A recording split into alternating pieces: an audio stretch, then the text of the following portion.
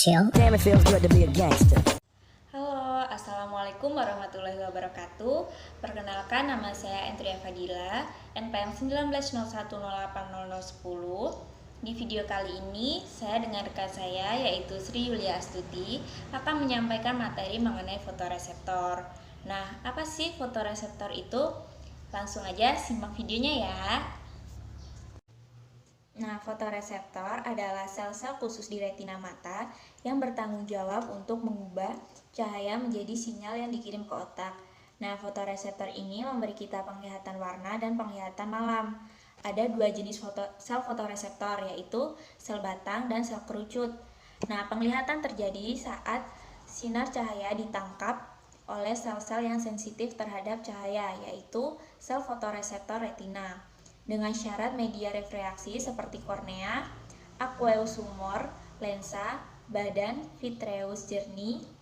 Nah, proses melihat tidak hanya berperan fotoreseptor dari retina, tetapi merupakan kerjasama neural yang melibatkan otak. Nah, struktur mata vertebrata itu yang pertama ada sklerea. Sklerea adalah bagian terluar dari bola mata yang berwarna putih dan tidak bening. Bagian ini berwarna putih karena disusun oleh jaringan ikat berwarna putih. Nah, jaringan ikat ini termasuk jaringan yang kuat.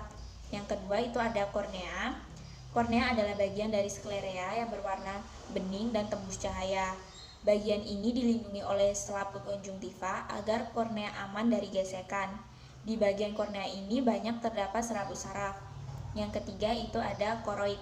Koroid adalah lapisan tengah bola mata yang memiliki pigmen dan mengandung pembuluh darah. Keberadaan koroid ini menyebabkan bagian dalam bola mata berwarna gelap. Nah, pembuluh darah berfungsi untuk menyalurkan nutrisi pada mata, sedangkan pigmen berfungsi untuk penyerapan pantulan cahaya yang mengenai mata. Yang keempat itu ada badan ciliaris atau badan bersilia. Badan bersilia terletak di lapisan tengah. Nah, bagian ini mengandung otot-otot silia yang berfungsi dalam proses akomodasi. Saat berakomodasi, mata akan mengubah bentuk lensanya, yaitu memipih dan menjadi cembung. Yang kelima ada aqueous humor. Aqueous humor adalah cairan yang dibentuk oleh badan ciliaris untuk mengisi lapisan depan bola mata. Aqueous humoris ini berfungsi untuk menutrisi kornea dan lensa serta membiaskan cahaya yang masuk ke mata. Yang keenam itu ada iris. Iris adalah bagian mata yang terletak di lapisan tengah atau bagian koroid dan berfungsi untuk mengatur banyak sedikitnya cahaya yang masuk. Iris juga mengandung pigmen yang menyebabkan mata ada yang berwarna coklat dan biru. Yang ketujuh yaitu pupil. Pupil adalah lubang bulat yang terletak di tengah iris. Nah, pupil ini yang menjadi jalan masuknya cahaya ke dalam mata. Bila mata menerima sedikit cahaya, iris akan melebarkan pupil. Sebaliknya, bila mata menerima banyak cahaya, iris akan mempersempit pupil. Yang kedelapan ada lensa mata. Lensa mata ini berbentuk cekung atau bikonkav yang berwarna bening. Lensa mata mampu melakukan banyak akomodasi, yaitu kemampuan lensa mata untuk memipih atau mencembung. Hal ini itu bertujuan untuk menjatuhkan bayangan tepat di retina. Yang kesembilan itu ada vitreous humor. Bagian belakang lensa mata mengandung suatu cairan yang disebut vitreous humor. Nah, keberadaan vitreous humor ini tuh mampu menjaga bentuk bola mata dan melindungi mata dari tekanan. Yang ke-10 itu ada retina. Nah, retina ini merupakan bagian terdalam dari bola mata. Retina mengandung banyak sel-sel fotoreseptor. Nah, sel fotoreseptor itu yang dimaksud adalah sel kerucut atau konus dan sel batang atau basil. Yang ke-11 itu ada bintil kuning. Bintil kuning adalah bagian retina yang memiliki pigmen berwarna kuning.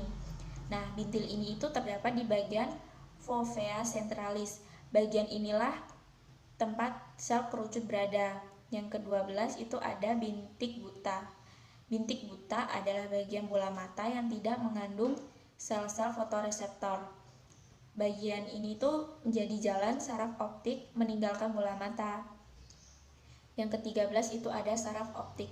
Nah, saraf optik ini adalah saraf yang berperan menerima rangsang di dalam mata. Nah, yang ke-14 itu ada kanal sclerum.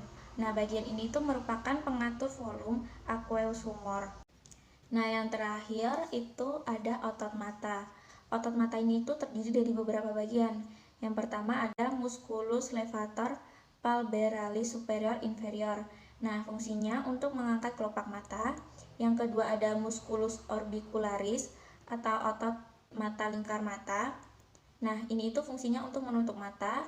Yang ketiga ada musculus rectus oculi inferior atau otot di sekitar mata. Nah, fungsinya untuk menggerakkan bola mata ke bawah dan ke dalam. Yang keempat ada musculus rectus oculi medial atau otot di sekitar mata. Nah, berfungsi untuk menggerakkan mata dalam atau bola mata. Yang kelima, musculus obliquus oculi superior. Nah, fungsinya untuk memutar mata ke atas, ke bawah, dan keluar. Nah, materi yang B itu ada struktur retina. Nah, retina ini tuh merupakan suatu struktur yang terorganisasi dengan kemampuan untuk memulai pengolahan informasi penglihatan sebelum informasi tersebut dihantarkan.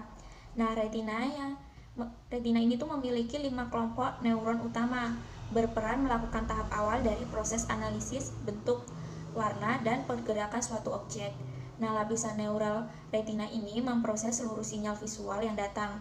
Proses ini terjadi pada sel-sel fotoreseptor yang responsif terhadap rangsang cahaya, yaitu sel-sel batang dan sel kerucut di lapisan fotoreseptor mengubah rangsang cahaya tersebut menjadi suatu impuls saraf yang dihantarkan oleh jaras-jaras penglihatan menuju korteks penglihatan.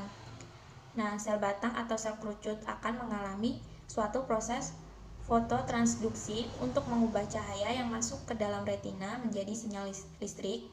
Nah, rodopsi yang terdapat pada membran diskusi segmen luar sel fotoreseptor batang dan konopsi yang terdapat pada sel kerucut menyerap cahaya untuk memulai kaskade biokimia, sehingga sel berada dalam keadaan hiperpolarisasi.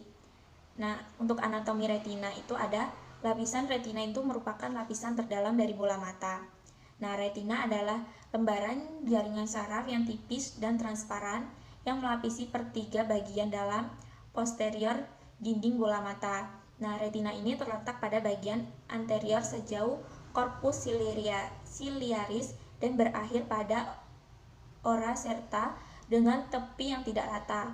Permukaan luar neural retina dan epitel pigmen retina di sebagian besar tempat mudah terpisah. Namun pada diskusi optikus dan ora serata, kedua lapisan ini melekat kuat. Retina mempunyai ketebalan 0,1 mm pada ora serata dan 0,56 mm pada polus posterior.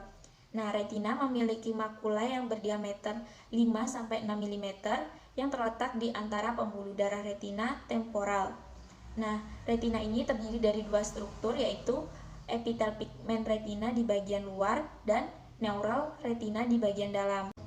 Lapisan dari retina mulai dari sisi dalamnya adalah itu yang pertama ada limita interna, yang kedua ada lapisan serabut saraf yang mengandung akson-akson sel ganglion yang berjalan menuju nervus opticus, yang ketiga ada lapisan sel ganglion, yang keempat itu ada lapisan plexiform bagian dalam yang mengandung sinaps sel ganglion dengan sel amakrins dan sel bipolar.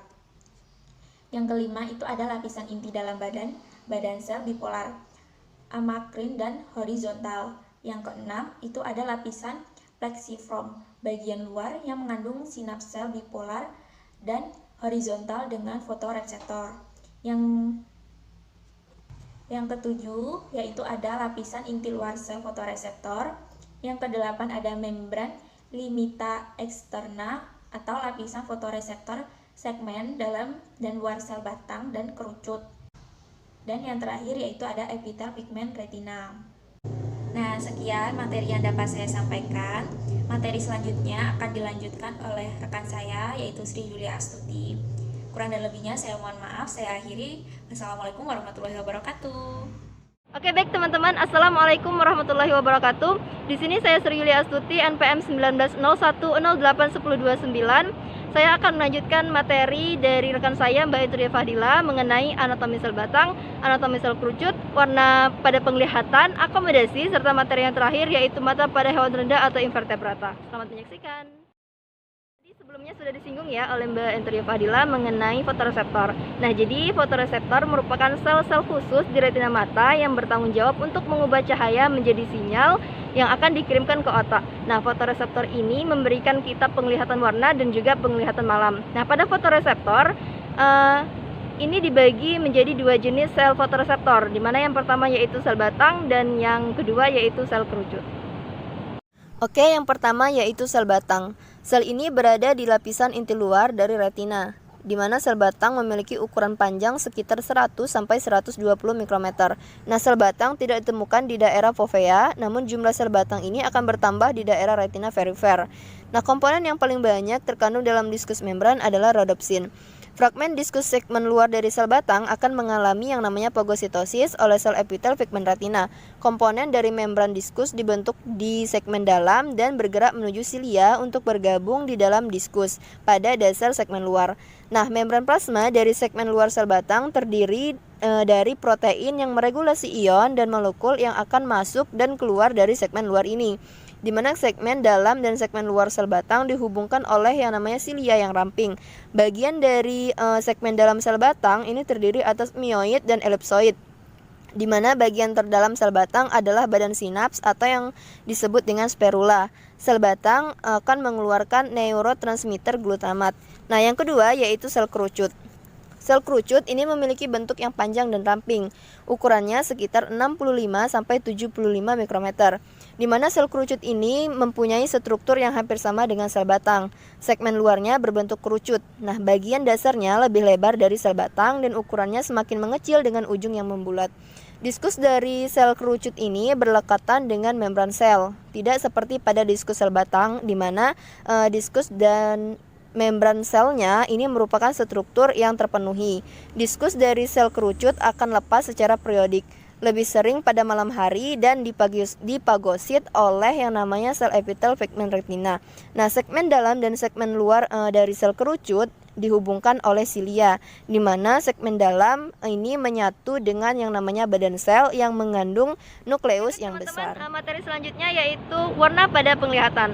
Nah, fotoreseptor pada vertebrata dan manusia ini tersusun atas sel konus atau sel berbentuk kerucut dan juga sel bacillus atau sel berbentuk batang. Nah, setiap sel batang atau sel kerucut dalam retina vertebrata ini mengandung pigmen yang terdiri dari molekul penyerap cahaya yang disebut dengan retinal yang terikat pada suatu protein membran yang disebut dengan opsin. Nah, opsin yang terdapat pada sel batang ketika dikombinasikan dengan retinal akan membentuk yang namanya pigmen penglihatan yang disebut dengan rodopsin. Nah, rodopsin ini merupakan pigmen penglihatan yang paling umum yang terdapat pada golongan vertebrata. Nah, rodopsin ini akan berubah jika ada cahaya yang mengenai sel batang. Absorpsi cahaya oleh rodopsin menggeser suatu ikatan dalam retina dari struktur cis ke strukturan sehingga mengubah bentuk molekul dari bentuk sudut menjadi bentuk lurus. Perubahan konfigurasi ini membuat rodopsin menjadi tidak stabil dan mengaktifkannya. Selama sel-sel batang terpapar cahaya, maka rodopsin akan tetap aktif. Nah, jika paparan cahaya dihentikan, rodopsin kembali ke kondisi inaktif, yaitu saat enzim-enzim mengubah kembali retinal dari struktur atau bentuk trans ke bentuk cis. Namun jika dipaparkan terhadap cahaya yang sangat terang, maka rodopsin ini akan tetap pada struktur trans dan respon di sel batang akan menjadi jenuh. Nah, apabila jumlah cahaya yang memasuki mata mendadak berkurang, maka sel-sel batang menjadi kurang responsif untuk beberapa saat. Akibatnya kita akan merasa kebutaan.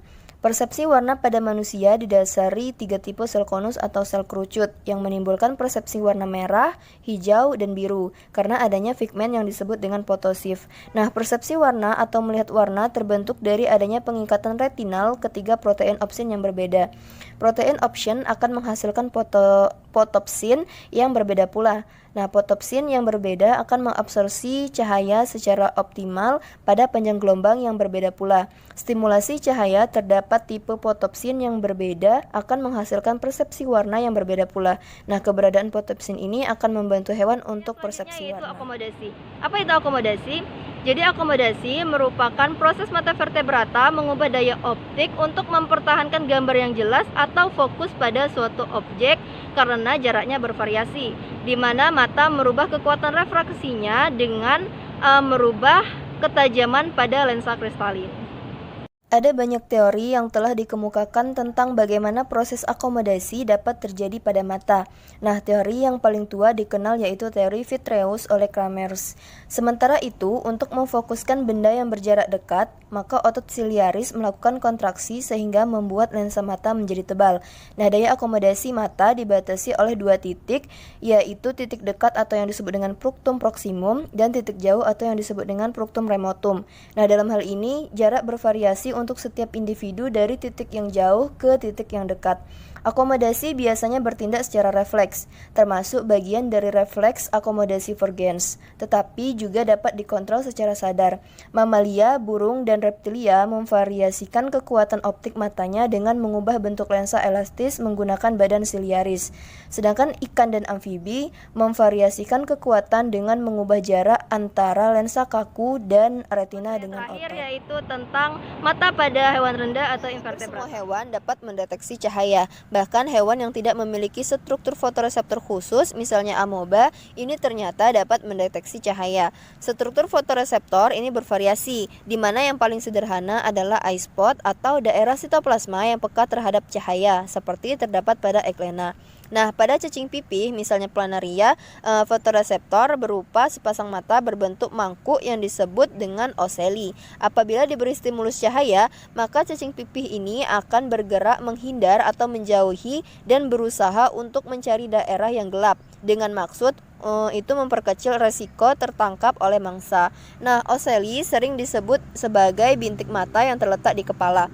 Nah, ada dua tipe mata, yaitu mata majemuk dan mata bersel tunggal, di mana mata majemuk ini ditemukan pada serangga dan krustasea dalam filum Arthropoda, serta pada cacing Polychaeta dalam filum Annelida.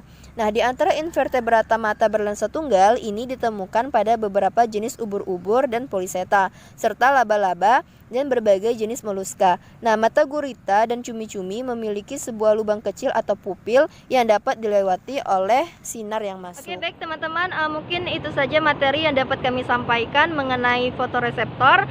Kurang lebihnya kami mohon maaf. Semoga materi ini dapat bermanfaat untuk kita semua. Kami akhiri. Wassalamualaikum warahmatullahi wabarakatuh.